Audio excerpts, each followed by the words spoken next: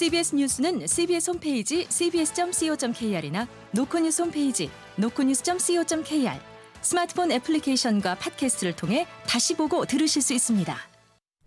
이어서 부산 소식입니다.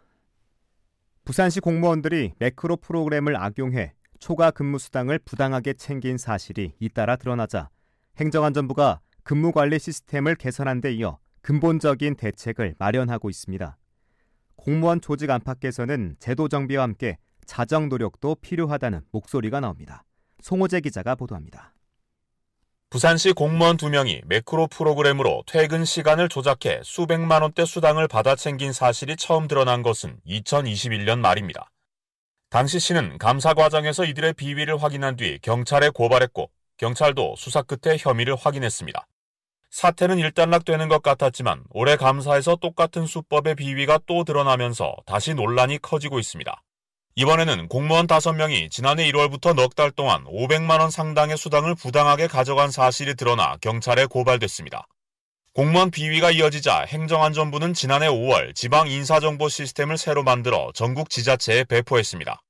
단순히 퇴근 시간만 남기던 기존 방식과 달리 보안 코드를 입력해야 퇴근 기록을 남길 수 있도록 했고 올해 5월에는 이를 한 번 더 보강해 보안을 강화했습니다.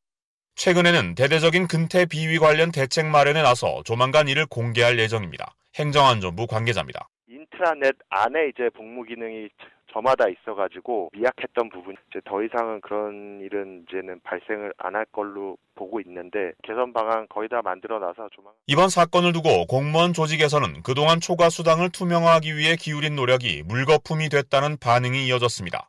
부산시 공무원 노조 관계자입니다. 부끄러운 이야기고 고쳐야 될 거는 고쳐야 된다. 오늘 개선해야 될 부분 개선해야 되니까 자성의 목소리가 좀 높죠. 이 같은 노력과 자성의 목소리가 공무원 조직에 대한 신뢰 회복으로 이어질지 지켜볼 일입니다. CBS 뉴스 송호재입니다. 부산 지역의 9월 생산 소비 투자가 1년 전보다 모두 줄어 트리플 감소세를 보였습니다. 특히 건설 수주는 1년 사이 45%나 줄어드는 등 부산 경제의 가늠자인 각종 지표가 악화하고 있습니다. 보도에 김혜경 기자입니다.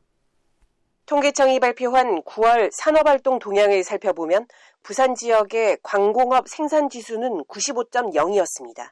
이는 지난해 같은 달보다 12.8% 줄어든 것으로 3월 이후 7개월 연속 감소세를 보이고 있습니다.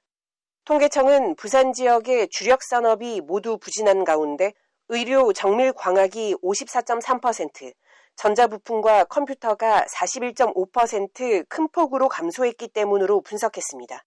소비지표인 부산 대형 소매점 판매액 지수도 117.1로 1년 전보다 0.4% 줄었습니다. 8월에는 전년보다 소비지표가 2.0% 늘었지만 한 달 만에 다시 감소세로 접어들었습니다. 투자 흐름을 살펴볼 수 있는 건설 수주액도 45.9% 줄어든 1조 5,800억 원으로 집계됐습니다. 이는 지난 2월 이후 8개월 연속 감소세를 보이는 것으로 재건축과 발전 부분의 수주가 급감했기 때문으로 풀이됩니다. 부산 지역 산업활동 지표 3개가 줄어드는 트리플 감소세를 보인 것은 7월 이후 2달 만입니다. 반면 전국은 반도체 사업 개선 등으로 3개 지표 모두 개선돼 대조를 보였습니다. 부산 경제 바로미터인 주요 지표가 갈수록 악화하면서 산업 부진이 고착 국면에 진입한 게 아니냐는 우려가 나오고 있습니다. CBS 뉴스 김혜경입니다. 개발사업 이익을 환수해 부산 시민들에게 돌려주겠다는 취지의 공공기여협상제가 아파트 개발 협상제로 전락했다는 지적이 나왔습니다. 박진홍 기자가 보도합니다. 부산 첫 공공기여 협상 대상지인 해운대구 한진CY 부지, 준공업지역에서 일반 상업지역으로 용도가 바뀐 이곳에는 2076세대 대단지 아파트가 들어설 예정입니다.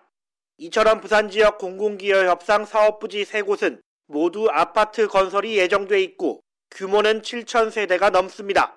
반면 서울은 사전협상 부지가 9곳이나 되지만 아파트는 2,300세대에 불과해 부산과는 개발 방식에서 확연한 차이를 보입니다.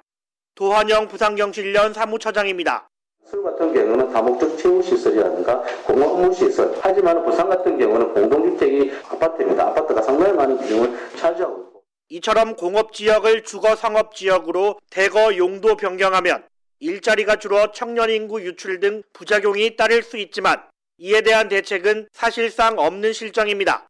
또 사업자로부터 받은 공공기여금이나 시설을 어떻게 쓸지도 구체적인 기준이 없어 지자체장의 선심성 공약사업에 쓰일 위험이 있습니다. 부산시민운동단체연대는 오늘 기자회견을 통해 개발 방향이나 기금에 대한 가이드라인 마련과 전문성 확보를 위한 전담부서 설치 등 보완책을 제시했습니다. 이를 통해 지역 전략 거점 육성과 균형 발전이라는 공공기여 협상제의 목적을 살려야 한다고 강조했습니다. CBS 뉴스 박준용입니다.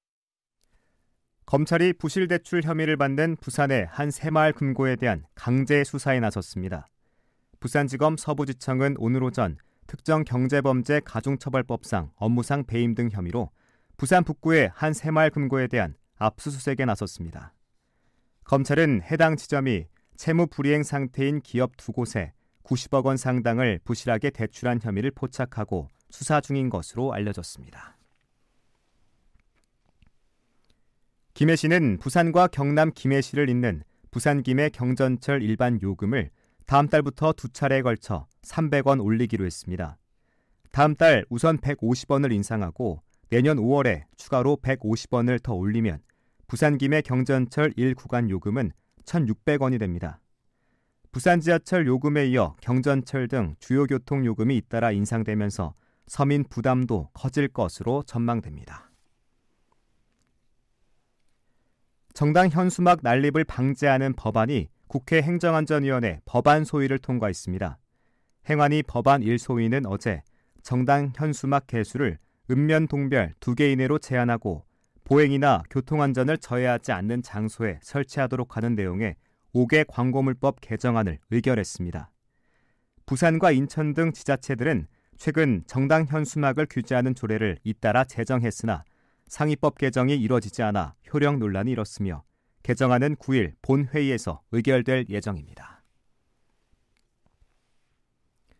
국토교통부의 통계를 보면 올해 1월부터 9월까지 부산의 전체 주택 인허가 물량은 16,930호로 지난해 같은 기간인 3299호와 비교해 44.1% 줄었습니다.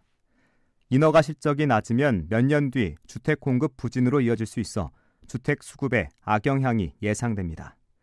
또 공사가 끝난 뒤에도 분양되지 못해 악성으로 분류되는 준공 후 미분양 주택은 828호로 전달보다 2.3% 늘었습니다. 내년부터 부산에 사는 형제복지원 사건 피해자들이 위로금과 생활안전지원금을 받을 수 있을 전망입니다. 부산시는 형제복지원 사건 등 피해자 명예회복 및 지원에 관한 조례 개정안을 부산시의회에 제출했다고 밝혔습니다. 부산은 내일 맑은 가운데 아침 최저기온은 16도, 낮 최고기온은 24도로 오늘과 비슷하겠습니다. 부산은 당분간 일교차가 큰 날씨가 이어지다가 주말쯤 한 차례 비가 내리겠습니다. 이어 찬 공기가 남하하면서 다음 주 중반에는 아침 최저기온이 9도까지 떨어져 한 자릿수로 내려갈 전망입니다. 부산의 현재 기온 20.3도, 습도는 67%입니다. 부산 CBS 저녁 종합 뉴스를 마칩니다. 지금까지 진행해 엔지니어 강일구, 기자 김혜경, 아나운서 국지혜리였습니다.